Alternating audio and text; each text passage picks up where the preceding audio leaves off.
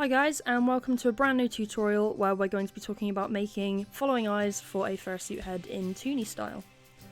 So I've already made up the templates for the eyes based on the suit head that I've been building for this, and I'm just copying them onto some plasticard which I've already pre-sanded on the back, and I'm only tracing them with a biro because it wipes off nice and easily. I'm going to use some various size pairs of scissors to cut the middles of the eyes out first. And then I'm going to use a really sharp craft knife to just clean up that inside edge of that circle, being really careful not to scratch the front of the eyes. And as always, this is extremely dangerous. This is just the guideline of how I do it, and I'm not responsible for any injuries you guys may incur while performing any of the methods that I've shown in my videos. So now we can get the outside edges of these guys out with some sharp scissors, and then we're going to go to progressively finer sandpaper to smooth out both the outside and inside edge of these eyes. Something I have found I like to do is sand down the front of the eyes with a really fine sandpaper. This is just because any sort of imperfections that you can get on that surface from the plasticard, wherever you're storing it, wherever you're using it, or cutting it, etc., it'll all show up and it won't look great. So use progressively finer sandpaper down to a really fine grit just to get the front of those eyes incredibly smooth, nice and matte, and they'll look really nice. And now we get to paint the buckram for these eyes. So they're going to be a sort of a reddish, rusty brown colour. So I'm going to start with a nice base coat of a burnt sienna because I love that colour, it's great. And we can build up different layers of colours from that. While I'm waiting for this layer of paint to dry, I'm just going to cut some craft foam or foamies for the edges of the eyes that will create the follow me effect. These are just simply long, straight strips that will fit all the way around the eye. To attach these, I tend to use very small pieces of duct tape to tack them to the edges of the eyes so that then I can glue between those gaps using hot glue. You're going to want to press the foamies as close to the plastic as you possibly can, make it a nice tight fit with no gaps, otherwise the glue will seep through and you will notice it.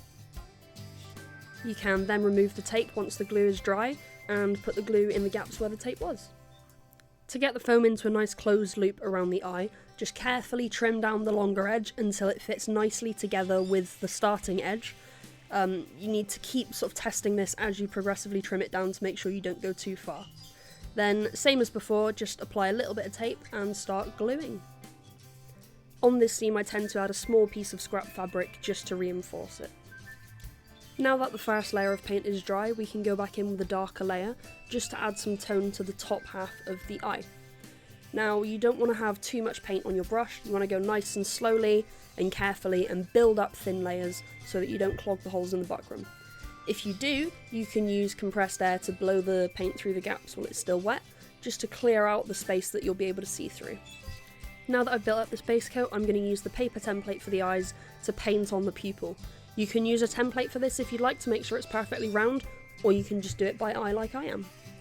Now, I find the painting process takes quite a while because once I've got the pupils painted in as well, I like to go back in and add all the different highlights, all the different ways that the browns blend around that pupil area. And it's just a really slow process to build up different layers of colour until you're happy with the result. Now that all of the paint on the front is dry, I'm going to go in and block in the black on the back. I don't want to do this when the eye is completely finished, just in case I overspill any paint. So again, really thin layers, nice and slow, you don't want to put too much paint down to go through those gaps and ruin the look of the eyes. This black adds better visibility from the inside of the mask, I've found. I know some people don't do it, but I like to. And again, building up the browns on the front of the eyes, and then we move on to the highlights. So once I'm happy with the eye, I can paint in the highlights using a white paint. I tend to make this a little bit thicker just so that I know it's going to come out a nice bright white, and I can use many layers to make sure it looks as good as possible.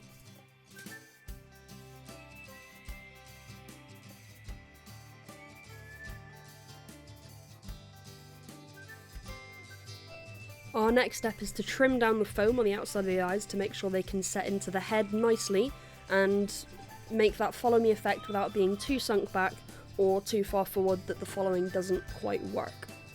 This is a little bit difficult to do at this stage because the eyelids and building up the foam around the eyes will help, but I'm just going to work this by eye and slowly trim down the eyes until I'm happy with how deep that recess is.